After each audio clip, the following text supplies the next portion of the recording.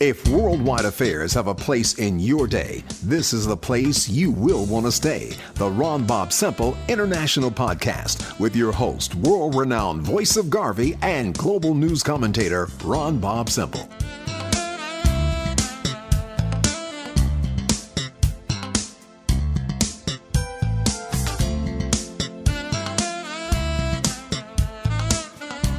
Greetings and welcome to the Ron Bobb-Semple International Podcast. We will be addressing global issues that impact our day-to-day lives.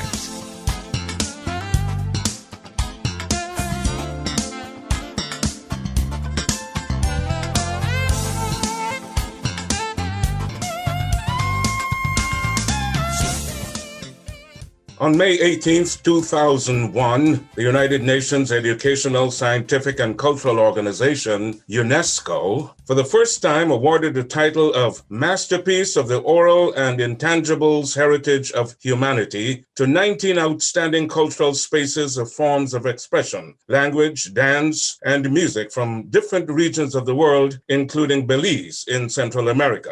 The Garifuna people are a mixed African and Indigenous people, originally from the Caribbean island of Saint Vincent, who speak Garifuna, an Arawakan language. The Garifuna, previously known as Black Caribs, are the descendants of indigenous Arawak and island Carib, or Caripono, and Afro-Caribbean people. They're also known as Garinagu, the plural of Garifuna. The founding population, estimated at 2,500 to 5,000 persons, were transplanted to the Central American coast from the Commonwealth. Joining us from the island of Saint Vincent, where there are 32 islands and keys that make up Saint Vincent and the Grenadines, is filmmaker and visual artist Akley Olton. Brother Akley, greetings and welcome to the Ron Bobb-Semple International Podcast. Greetings, Buriti Benafi, and thank you for the opportunity to be a part of this conversation, You are very much welcome, my brother.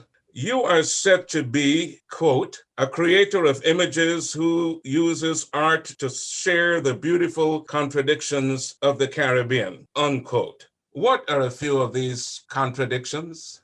Well, for me, the contradictions are the moments, the situations, the places where I guess the vibrancy and the beauty of these islands and the physical, the physical landscape, maybe even the warmth of the people. It's where that coincides with darkness, with horror, with trauma, with unfortunate situations. And it's really about the stories that come out of those moments. I feel that the stories of where two extremes collide, they tell a lot about the soul of humanity and where we could potentially go. So, for example, the beach is a space that I like, that I like to look upon as a space that is a space of contradiction, because the beach was the access. The colonials used the beach to access the island. And through the beach, the indigenous people used to feed themselves and connect to the rest of the world. But also nowadays, the beach is also a place of pleasure for some people, mostly the tourists. But on the other side of the beach, there are people like me who live sometimes in deplorable situations. So within that, you see two different realities,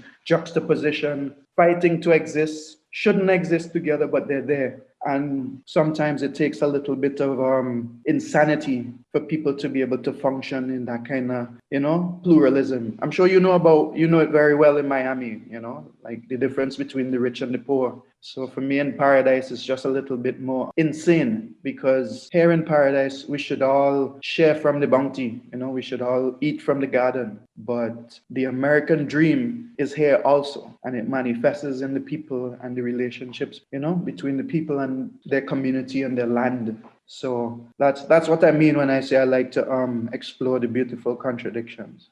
As I mentioned in the opening, the Garifuna people are a mixed African and Indigenous people originally from the land of your birth, my brother.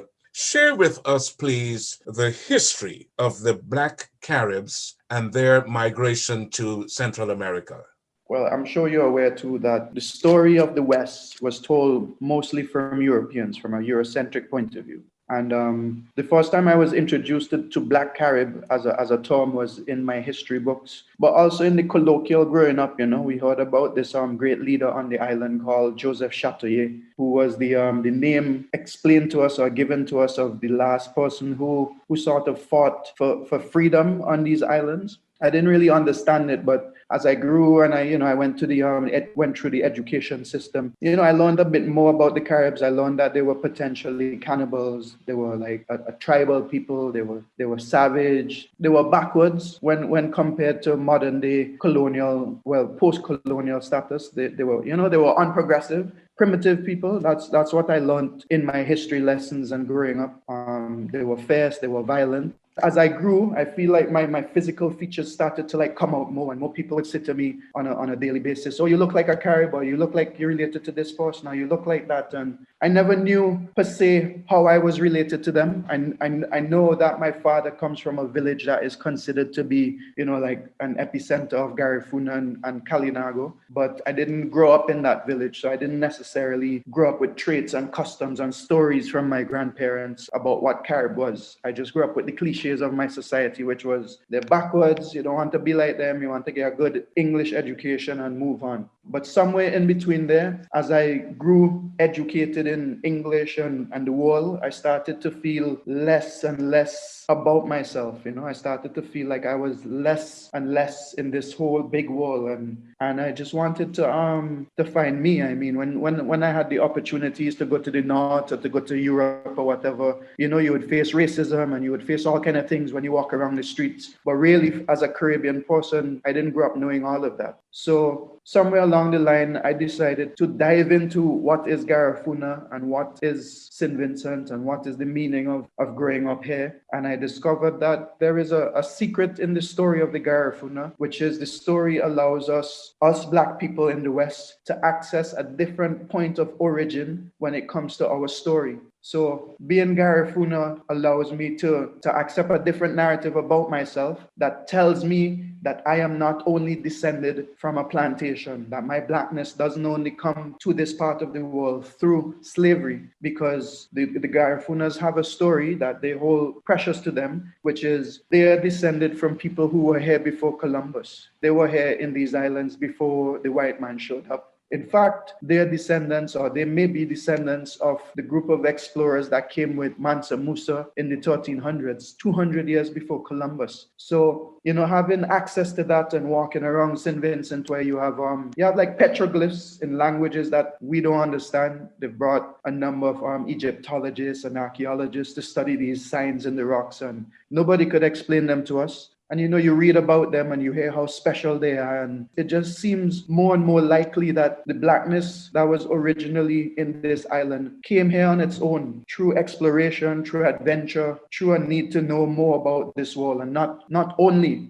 through an oppressive situation. So I hold on to knowing more about this story, about the Garifuna, and exploring, because for me it's like the final stage of true emancipation, which is to accept a different story than the one that was forced upon you. So that's it in a nutshell. I mean, there is also the world famous story of them fighting and being exiled from Saint Vincent, and the descendants of the Garifuna are the people who live in Belize, Guatemala, Honduras. So there is this story of like a diasporian connection between the people who are here and their descendants, and I guess us who live on the island right now. There's an exploration of Blackness is happening again, but it's aligned with the indigenous people who are here, not the African. After 200 years, the Garifuna people in Saint Vincent do not have legal claim to the land. Why is that so? Well, when Saint Vincent was colonized, the name of the landmass was changed from Yoromin, which is the name of the island when the Garifuna were here, and this is the late 1700s, 1796. So it's the beginning of the modern era, pretty much. I think the Cuban Revolution happened 10 years after. So the island was changed. The name of the island was changed. New navigation laws were implemented on the land. And Great Britain began ownership or claimed ownership of the island. develop a colony. They give it a name, Saint Vincent and the Grenadines, which is essentially, in the beginning, it was a corporation, it was business. It was like a company set up to manage the assets that was colonized, that was conquered by this empire. And that is pretty much the reason why the people have been denied, I guess, legal claim to the land, because they were put out. They were literally, it's like they were given persona non grata status, Like if I'm a citizen right now and I do something to the state could deny me the rights of a citizen. And that's what happened to these people all those years ago. How long ago did the members of the community know that they did not have claim to the land? So how long have they known they haven't had claim to the land? It's been 22 years. I think this is how long it has been. They were exiled in 1797. This is the year after the British took control of the island, and the descendants of the people who really speak the language, the people who really identify as Garifuna, well, they've been living in Latin America for the past 200 years. Well, a different story developed on the island, which is the story that the world accepts today, which is, the story of this English colony. There's also another, I guess, on the ground element of the story, which is some of the people who were here, or some of the people who identify as Garifuna weren't exiled. Not all of them were exiled. And there were actually spaces on the island that was sort of like a stronghold in the bush where people hid. And even though the people on the island who are Garifuna don't speak the language, some of the culture, some of the things that you do in the everyday, like how you prepare food to eat or how you catch fish, these things still exist in Saint Vincent. So right now, there is, for me at least, from my point of view, there is like a re-exploration of what is Garifuna that is very diasporian, What I was basically referring to, my brother, and I think you touched on it very briefly. For instance, in your generation, had they known of this history that the Garifuna people did not have claim to the land there in St. Vincent? Not only did we not know, right? We also, in a kind of a way, did not care, because what we saw as important were the values of the white man, because that's how we came to develop as a nation on St. Vincent. And we too discriminated against our own people here. And the things that to us were clearly of the indigenous people, we saw them as backwards. We saw them as unprogressive. And the people on the island have really been on a journey to become more and more transculturalized, to become more and more Eurocentric.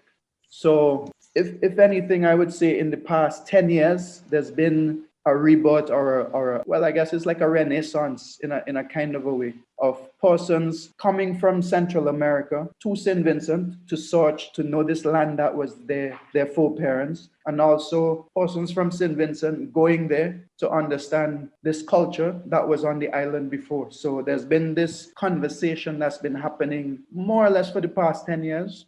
I guess the pinnacle of the conversation comes in the form of a conference. And this conference happens in the week, I think the second week of March, or the 2 first weeks of March, leading up to the 14th, which is National Heroes Day in St. Vincent. And National Heroes Day is the day when we remember the Garifuna the most, which is the day when we celebrate the life of Joseph Chatelier, who defended the British to his death. And his death ultimately led to the conquering of the island. So, different persons like myself who had questions, but persons older than me, went on journeys to Central America, and they brought back home the word Garifuna, they brought home the recipes, they brought home the music, and they started to distribute it, to share it with the Vincentians. And little by little, like, we're beginning to adopt it as our own, but on the ground, nobody, like, you listen to the music and you'll dance the punta, but you don't know what it means in your spirit, because you still have to learn that.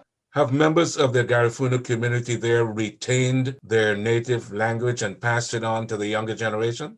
No, that didn't happen.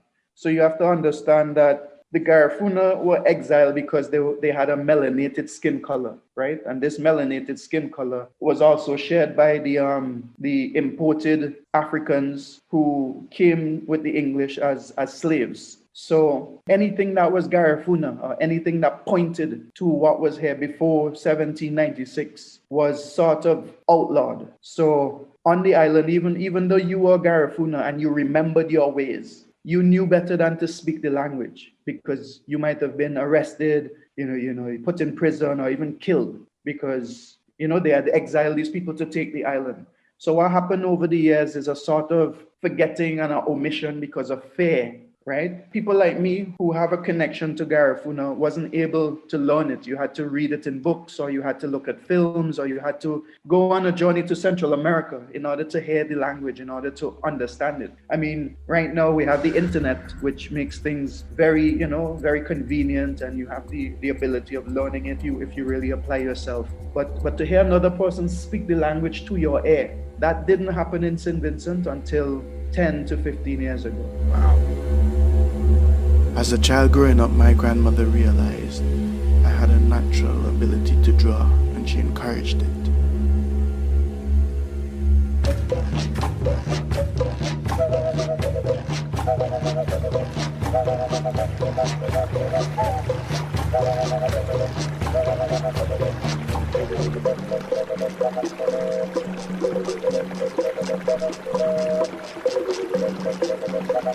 Studying art, I came to understand the importance of the image.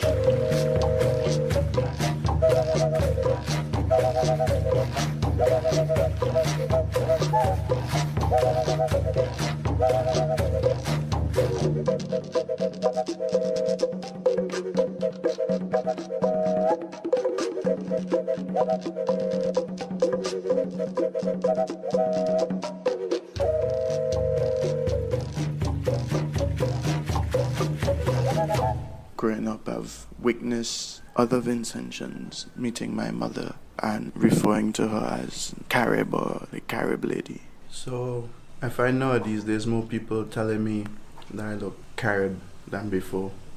Mm-hmm. And how we was talking about it yesterday now. Yeah. So I wanted to find out if you think you're Carib. No. They always take me for a Carib. Majority of them look and shape like me. Resemblance.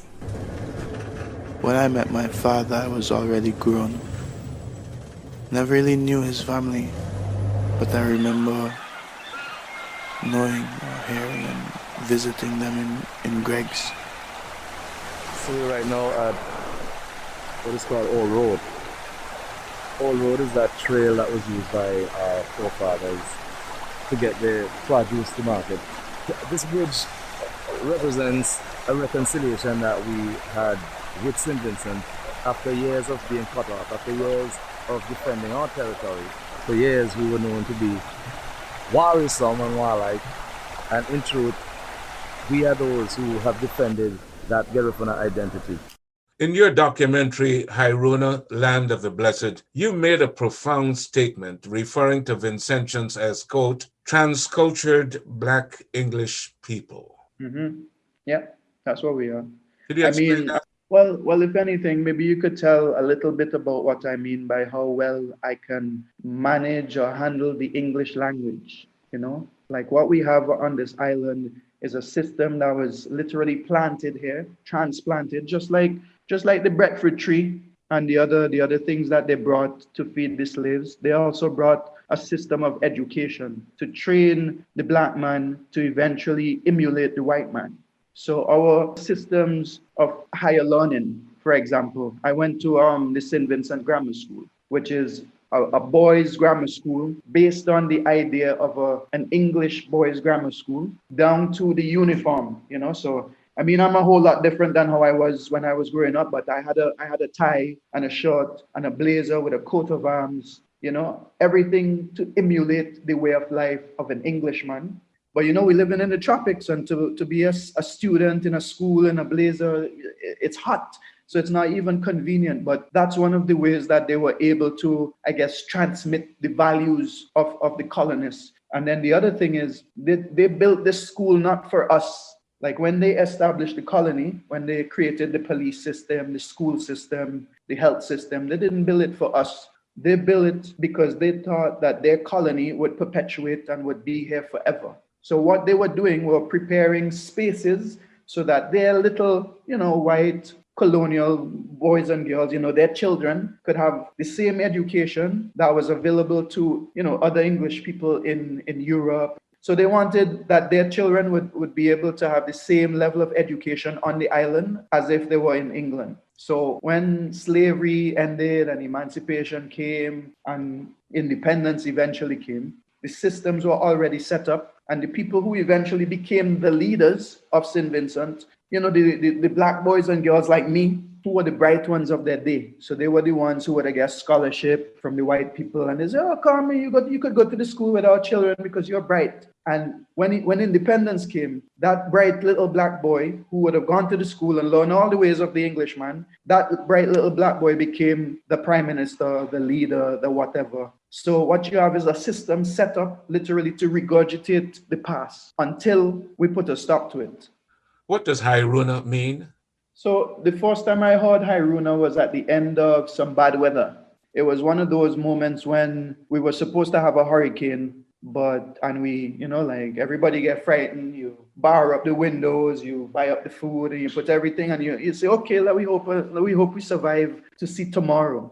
The winds come, that happened, and then you wake up next morning and you see everything as it was. Trees didn't blow down, your house is good, nobody died, and you hear on the news, well, the weather came, and then all of a sudden it just diverted and it went the other way. So thank God we live in Hairuna, the land of the blessed, and God is with us here on this island. It's a phrase that refers to what the indigenous people thought of this place, that it was a garden, that it was like an Eden, that it was a sacred place. In the modern day, like right now, we're dealing with the volcano and we're dealing with COVID. Like the only thing that allows us to wake up and continue and just like live out our days as if everything is going to be fine tomorrow is because at the end of the day, we know we are in Hairuna, the land of the blessed, and God is here literally in this island. Like we know that because it's a thing that was transmitted in the oral, in the intangible, through being in the space, that the space, the island to be special.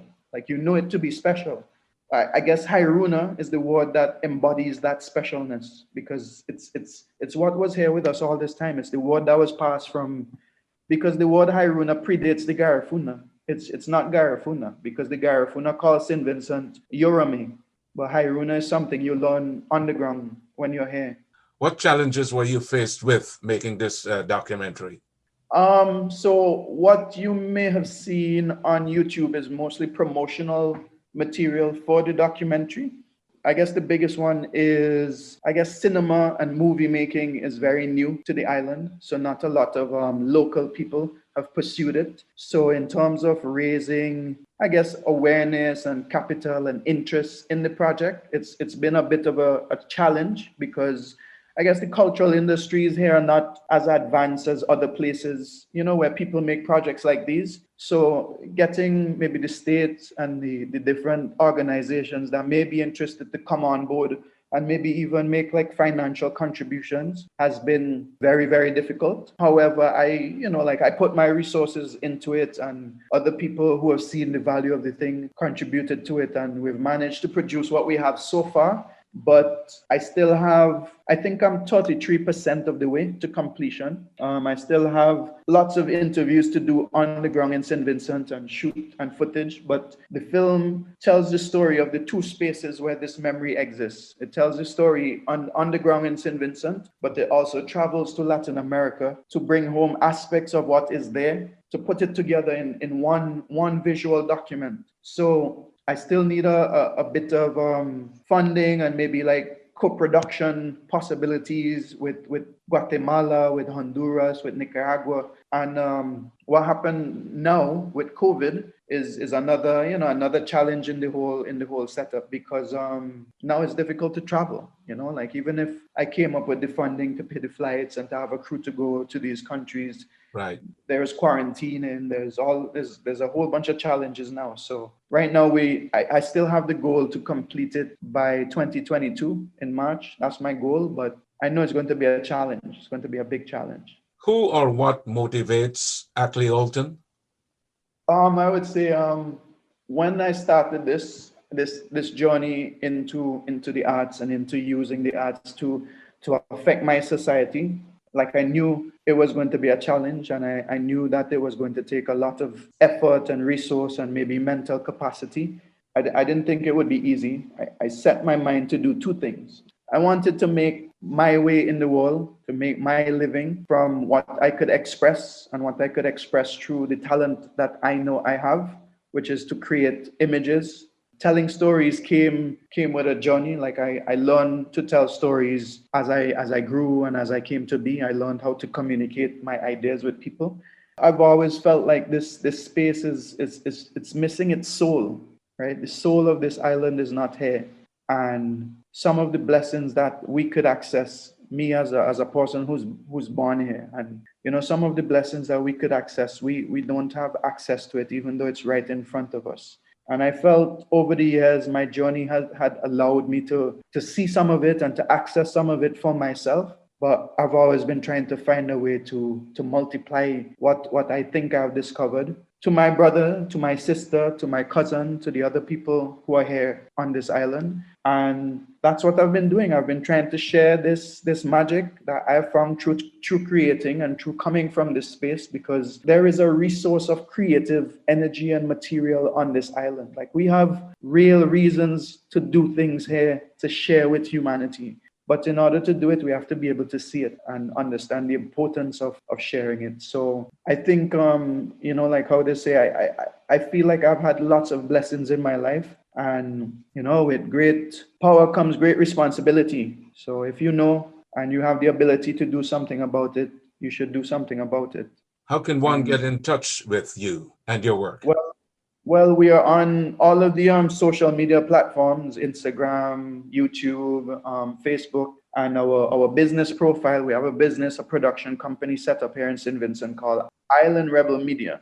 We also have a website, www.islandrebelmedia.com. And there you could learn about our projects we're working on, the upcoming projects. And also we're developing a sort of, I guess it's a shop where we develop different merchandising or different, like T-shirts, about the indigenous culture or about the stories from the Caribbean space. So you could, feel free to go and check it out. And if you're ever in Saint Vincent, just ask for the filmmaking Rastaman, and we could link up and talk. Visual artist, graphic designer, animation and film and audiovisual producer, Akley Olton.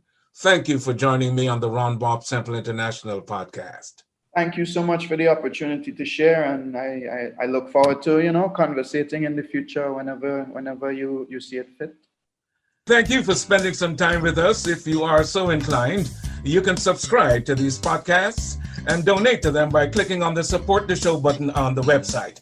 Please continue to protect yourself and your loved ones during this global pandemic by observing all protocols. Be safe, be strong, and be aware. I'm Ron Bobb-Semple.